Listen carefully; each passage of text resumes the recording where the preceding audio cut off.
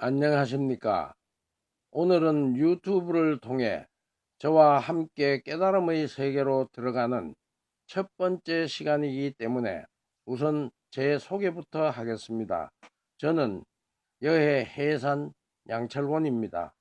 저의 저서로는 자기계발과 선의 만남, 양자물리학과 깨달음의 세계, 그리고 최근에 출간한 양자물리학과 깨달음의 미래가 있습니다.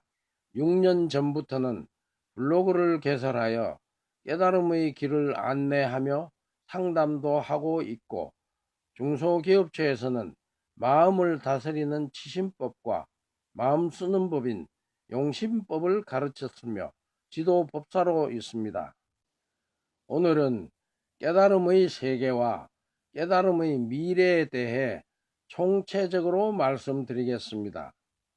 깨달음의 세계를 확실하게 알고 살아가는 사람의 삶과 깨달음의 세계를 모르고 살아가는 사람의 삶은 무엇이 어떻게 다를까요?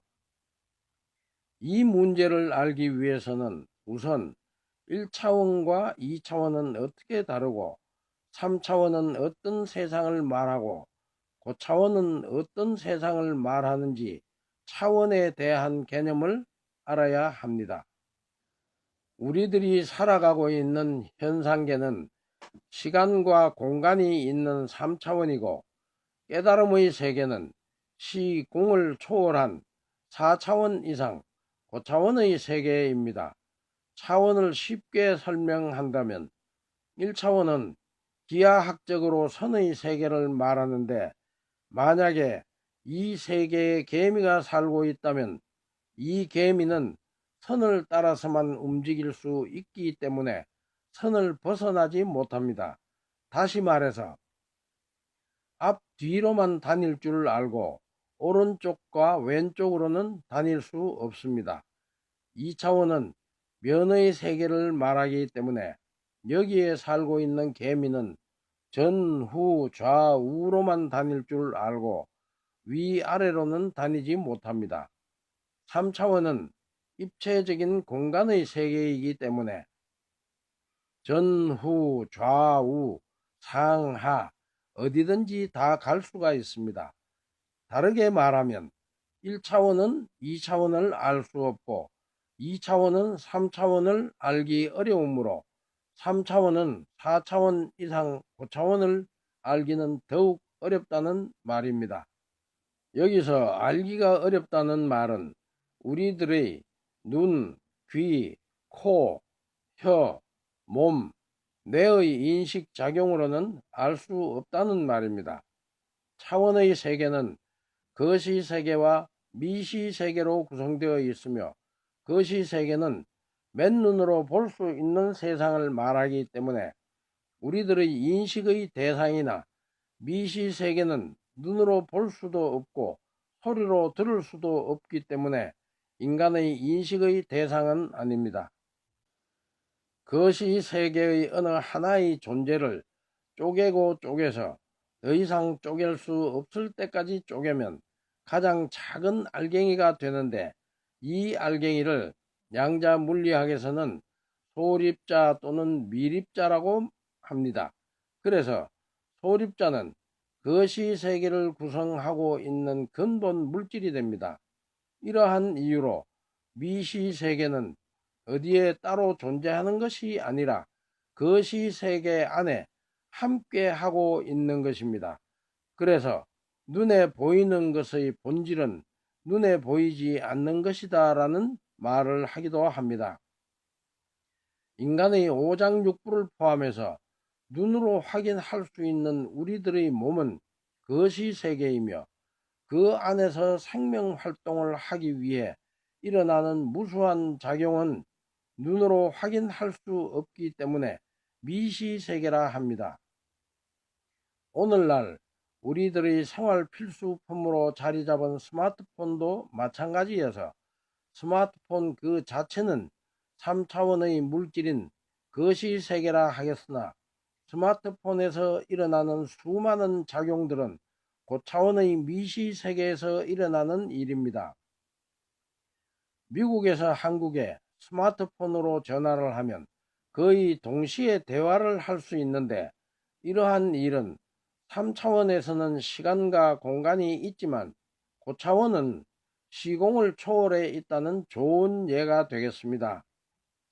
미시 세계에서는 같은 성질의 소립자끼리는 우주의 이쪽 끝과 저쪽 끝의 거리에 떨어져 있어도 거의 동시에 소통이 된다는 것이 과학으로 입증되었습니다. 이것을 양자 물리학에서는 소립자의 비국소성 원리라고 합니다. 과학의 발달사를 간단하게 살펴본다면 19세기 이전까지는 주로 뉴턴 역학으로 거시세계를 연구하였으나 20세기에 들어서면서부터 소립자는 입자와 파동이라는 서로 상반되는 성질을 함께 갖추고 있다는 사실을 현상적으로는 확인하였으나, 왜 이러한 현상이 일어나는지에 대한 원인을 찾지 못해 발달하기 시작한 것이 바로 양자 물리학입니다. 양자 물리학이라는 학문이 등장함으로써 오늘날의 과학은 미시 세계를 연구하는 데 몰두하고 있는 현실입니다. 그 대표적인 것이 반도체이며, 반도체는 우리 생활의 거의 모든 것에 적용되고 있습니다. 그동안 인간이 과학으로 풀어내지 못하는 것들은 대부분 종교적인 신앙으로 무조건적으로 막연하게 알고 있었으나, 이제는 양자 물리학의 발전으로 말미암아 신의 문제라든가 영혼의 문제 또는 반야심경과 같은 불교의 가르침들이 조금씩 과학으로 밝혀지게 됨으로써 종교와 과학은 양자 물리학이 등장하기 20세기 이전까지는 줄곧 평행선을 달려왔으나 이제는 서로 마주보고 거리를 좁히고 있는 현실입니다. 이렇게 과학은 종교로 들어가고 종교는 과학으로 들어감으로써 그동안 신앙적이었던 종교는 점차 과학적으로 바뀌게 되어 그동안 믿음의 대상이 종교였던 것이 점차 과학으로 바뀌고 있는 과정에 있습니다. 따라서 앞으로는 과학성이 없는 신앙적인 종교의 형태는 점차 사라질 것으로 생각됩니다. 이제부터는 깨달음이란 무엇을 말하며 깨달음의 대상은 무엇인지, 깨달음과 우리들의 삶과는 어떠한 관계에 있는지를 알아보도록 하겠습니다. 깨달음이란 한마디로 영적인 차원을 높이는 일입니다. 인간은 태초로부터 지금까지 3차원의 현상계에 알맞게 진화되었기 때문에 우리들의 개념도 3차원을 벗어나기가 매우 어렵습니다. 따라서 4차원을 넘어 고차원인 깨달음의 세계를 깨닫는다는 일이 쉽지 않은 것은 너무나 당연한 일일 것입니다. 앞에서 말했듯이 3차원의 현상계인 거시 세계는 눈에 보이기 때문에 우리들에게는 익숙해져 있어서 무의식에서 잘 받아들이나 4차원 이상의 미시 세계는 눈에 보이지 않으므로 3차원의 개념으로 이미 가득 차 있는 무의식이 4차원 이상의 개념은 받아들이지 않습니다. 이러한 현상은 무의식이 의식을 지배하기 때문입니다. 다시 말해서 지금 내가 하는 생각은 과거의 경험과 지식에 의해 결정된다는 말입니다. 예를 들어 사과를 처음 본 사람은 사과라는 이름도 모를 것이며 맛도 모르므로 사과에 대한 어떠한 정보도 가지고 있지 않을 것입니다. 그러나 사과를 보는 순간 모양과 색깔을 알게 되고 사과를 먹어보고 맛을 알게 될 것이며, 그 외에 사과에 대한 많은 정보를 얻게 되면 그 사람의 무의식에 사과에 대한 지식과 경험이 저장되게 됩니다. 이렇게 무의식에 저장된 정보나 경험은 다음에 사과를 보게 되면 지난번에 보았던 지식과 경험이 무의식에서 되살아나게 되고, 무의식은 의식을 지배하기 때문에 결국 무의식이 내 생각을 만들어내게 되며, 이때 먹고 싶은 마음이 일어난다면 사과를 먹게 될 것입니다.